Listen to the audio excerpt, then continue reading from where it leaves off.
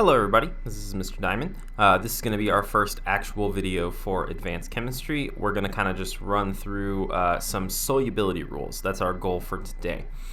So we've discussed quite a bit about solutions at this point. We've talked about solutions being made by splitting things apart, the fact that some of them require energy, more energy to break them apart initially than they release at the end. So we've had endo and exothermic things. We've talked about changing properties of the solutions based on the stuff that's inside of them. We've talked about lowering the vapor pressure. We've talked about boiling point elevation. We've talked about freezing point depression. We've also talked about solubility curves, saturation, saturated versus supersaturated and unsaturated solutions. So we've talked about a whole lot of stuff. But we've never actually discussed how. And you'll notice I have found this cool pointer thing. Hopefully I don't play with it too much. But we've never discussed how we can actually figure out if something will dissolve. Like the if it will dissolve is something we've never worried about. So to do this, we've got two sets of rules we're going to look at. We have a general rule that we can follow that works for most cases, and a lot of the times you're going to use it, like even in advanced chemistries and advanced organic chemistries in college. You use this rule like almost every lab. We had to use this general rule. And then there's a more rigorous set of rules that you need to follow in other situations. Now, for the general rule, we're going to do a little bit of a mental exercise. It's totally unrelated, I promise. I would never lie to you. And since I don't have you guys to, bounce these ideas off of, I will kind of have to go through this mentally, and hopefully I'm following the same kind of thought process that you would have. And that question is, does salt dissolve in oil? Now, questions like this, even though they're simple, might be easier to break down into smaller questions that you know the answer to. So, does salt dissolve in water? Even if you haven't been to an ocean, and I hope many of you have before the entire country shuts down and we're stuck in this apocalypse for the rest of our life. But salt does dissolve in water. We've all made a saltwater solution, whether you've had to gargle it or if you've just done it to just dissolve salt in water. Does oil dissolve in water? Well, no. We shook that jar that's still sitting on my desk over there that I can see, where we've got the oil, the soap, and the water separated. The soap kind of helped them mix together, but they still don't mix together. Oil and water are two separate, distinct things that they don't mix. Now, based on those two pieces of information, does salt dissolve in oil? Well, salt dissolves in water, but water and oil do not seem to mix with each other. They don't seem to be able to combine. So would something that does dissolve in water dissolve in oil? Now, this is, if you want to pause this video for a moment, and if you are stuck in your house and absolutely bored and really wanting to do some science, you can actually go test this. You can go get some vegetable oil or olive oil or anything from your house, and just get a little bit of salt and try to stir it around in there and see if you can get it to dissolve. Don't make a waste of it, since, again, we're in the apocalypse end times, so you got to make sure that you've got all these supplies for whenever the world ends. But maybe use this to put on some chicken or something like that, and you can cook your lunch with it. But if you do that test and you come back, you will find that no, they do not. They will not actually mix with each other. Now, the reason that oil and water do not mix with each other is due to this word polarity. Now, polarity, for the big, long scientific definition, is a measure of how centralized or decentralized a charge is going across a bond. Higher polarity means a clear negative and positive side of the bond, whereas low or no polarity means there's no charge across the bond. Think of it like a magnet. Magnets are highly polar. They have a positive end and a negative end.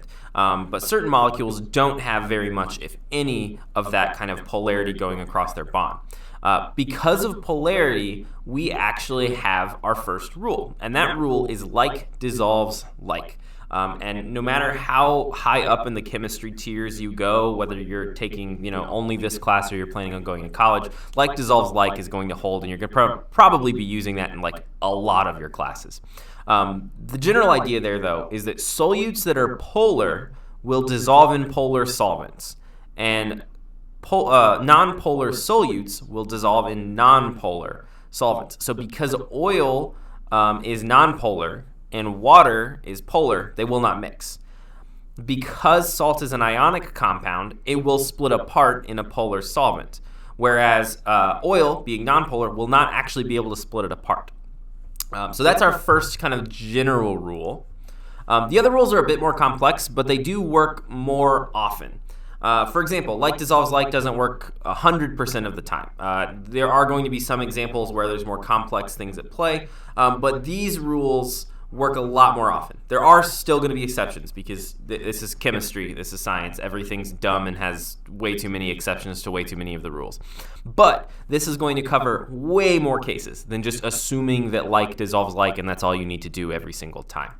Now, this is a really long list. Thankfully, if you've got, as you hear papers possibly rustling in the background, on the back of your pressure of water vapor at various temperatures chart that you printed off, that half sheet of paper that I gave you, you've actually had these rules already written.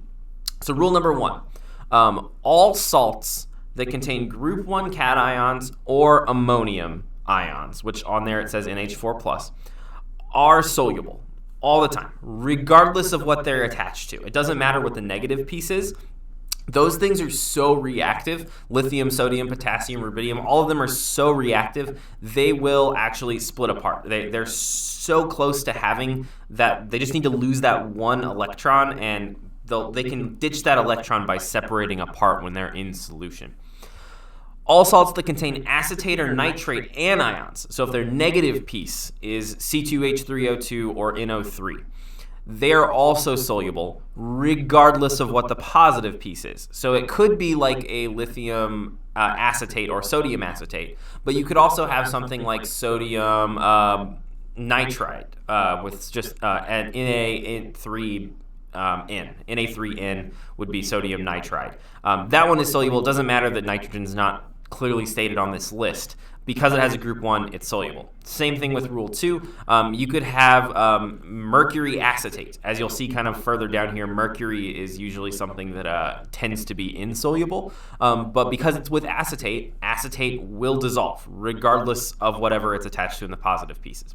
These next few have exceptions. So for rule number 3, all salts that contain halogens, so that's fluorine, chlorine, bromine, and iodine, are soluble unless they're attached to silver, lead, or mercury 1. Now, I have down here, this is one of the most jerk moves that scientists ever really have, and it's not really scientists, it's just the nature of the world.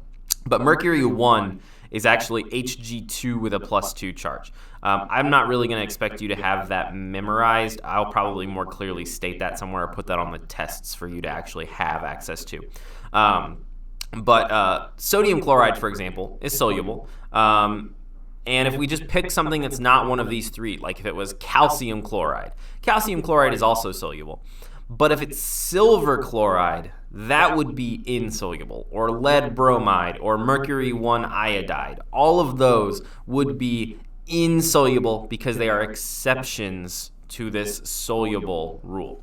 Number 4 all has the same 3, except we've added a couple more to it, and it's talking about sulfates. So all sulfates, SO4 with a 2-, except those with calcium, strontium, barium, silver, lead, or mercury 1 cations, are soluble. So if it has any of these, it is insoluble. It will not dissolve. Calcium sulfate, strontium sulfate, barium sulfate, none of those will dissolve. But you could have, for example, if we just pick some other metal like iron sulfate, or copper sulfate, which makes sense because copper sulfate was that kind of blue liquid that we usually see. It's usually a copper sulfate or a copper nitrate solution.